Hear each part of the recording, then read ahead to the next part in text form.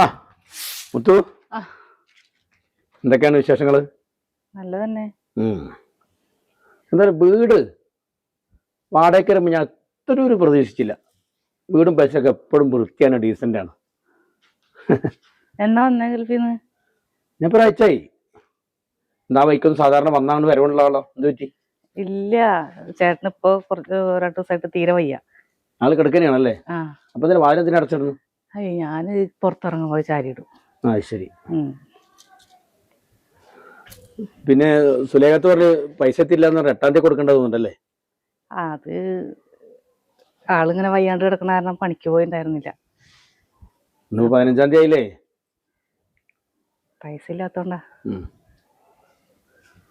പിന്നെ ഫ്രീ എളുപ്പം അങ്ങോട്ട് ഇറങ്ങും. വീട്ടിൽ പണികളൊക്കെ ഉണ്ട്.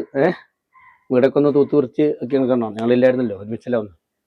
അല്ലെങ്കിൽ അവര് വിളിക്കാറുണ്ട്, വീട്ടുകാർ വിളിക്കാറുണ്ട് അവിടെ പണി ഉണ്ടെങ്കിൽ. ഉണ്ടല്ലേ? ആ, മക്കൾ വിളിക്കും അല്ലേ? ആ ശരി. അല്ല, സുലേഖ ഇപ്പോൾ ഒരാഴ്ച അങ്ങോട്ട് പോവാണ്, വയനാട്ടിൽ പോവാണ്. ഇത്ത വിളിക്കാറുണ്ട്, അവിടെ പണിയുണ്ടെന്നുണ്ടെങ്കിൽ വിളിക്കും. അല്ല, ഇപ്പോഴും നാളത്തെ കഴിഞ്ഞാലേ നാളെ ഫ്രീ ആണെങ്കിൽ ഇറങ്ങിക്കോളുന്നല്ലേ? ഫ്രീ ആകുമ്പോൾ ഒന്ന് ഇറങ്ങ്. അല്ല, ഇത്ത അവിടെ ഇല്ലല്ലോ, പിന്നെ ഞാൻ അങ്ങോട്ട് വരേണ്ട കാര്യമില്ലല്ലോ. അല്ല, അത് കുഴപ്പമില്ല. തൂത്ത് വൃത്തിയാക്കിയിട്ടൊക്കെ ഒന്ന് പോന്നാൽ മതിയല്ലോ. ഒന്ന് തൂത്ത് വൃത്തിയാക്കി അത് ഇത്ത വരുമ്പോൾ വിളിച്ചാൽ മതി, ഞാൻ വന്ന് ചെയ്തോളാം.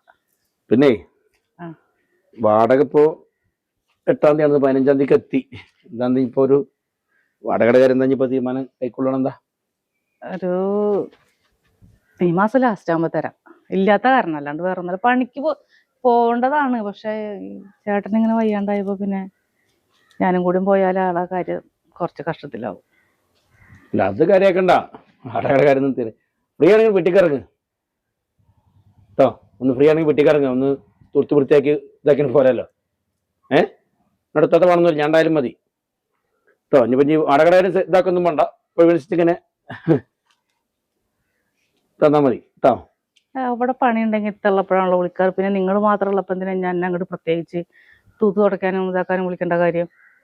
അല്ല, ഞാനേ വീട്ടുപണിക്ക് തന്നെയാ പോണത്. നിങ്ങളിപ്പൊ പറയണതിന്റെ അർത്ഥമൊക്കെ എനിക്ക് മനസ്സിലായി. എന്തർത്ഥം? ഇതുവരെ ഞാൻ വീട്ടുപണിക്ക് പോയപ്പോ എനിക്ക് ഇങ്ങനത്തെ ഒരു വർത്താനം കേൾക്കേണ്ടി വന്നിട്ടില്ല. അല്ല, ഇപ്പൊ ഞാനതിന് അർത്ഥമില്ലാത്തതിലും പറഞ്ഞോ? നിങ്ങൾ അർത്ഥമില്ലാത്തത് ഇപ്പൊ പറയണത് എന്താണ്? അവിടെ എന്ത് പണിയുണ്ടെങ്കിലും ഇത്തന്നെ വിളിക്കണതാണ്, ഇത്തന്നെ വിളിച്ച് ചെയ്യിപ്പിക്കും.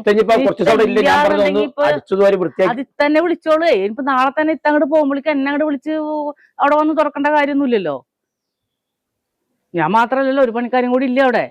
അല്ല, അത് വൃത്തിയില്ല, എൻ്റെ അത്ര വൃത്തിയില്ല, വൃത്തിമെടുപ്പില്ല. നമുക്കൊരു കാര്യം ചെയ്യുമ്പോൾ വൃത്തിമെടുപ്പുമാണല്ലോ, അതാണ് നമ്മൾ ഉദ്ദേശിക്കുന്നത്. ഫ്രീ ആണെങ്കിൽ ഇറങ്ങ്. ഒരു ഗൾഫിൽ നല്ല സ്പ്രേയും കാര്യങ്ങളൊക്കെ കൊടുത്തിട്ടുണ്ട്, നല്ല സോപ്പ്. മര്യാദയ്ക്ക് സംസാരിക്കാൻ പറ്റുമെങ്കിൽ മര്യാദയ്ക്ക് സംസാരിക്കാം. നിങ്ങളുടെ ഗൾഫിൽ നിന്ന് കൊണ്ടുവന്ന സ്പ്രേയും സോപ്പും അവിടെ ഇരുന്നോട്ടെ, മനസ്സിലായോ? ഞാൻ ഇപ്പൊ മര്യാദ എന്താ പറഞ്ഞു? മര്യാദ ഞാനെങ്കിലും പറഞ്ഞോട്. വാടക തന്നെയല്ലേ, പിന്നെ വല്ലാണ്ട് നെകളിപ്പ് കാണിക്കല്ലേ, മനസ്സിലാവുണ്ടോ? വാടക തരും.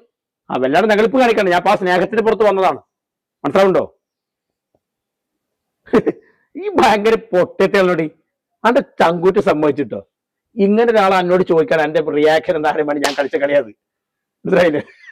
അപ്പത്തിന് എന്താ സത്യം എന്നോട് പലരും പറഞ്ഞു, ഗൾഫിൽ നിൽക്കുമ്പോൾ ആ വാടകപ്പേരത്തെ പെണ്ണ് അങ്ങോട്ട് പോകണ്ട് ഇങ്ങോട്ട് പോകണ്ട്.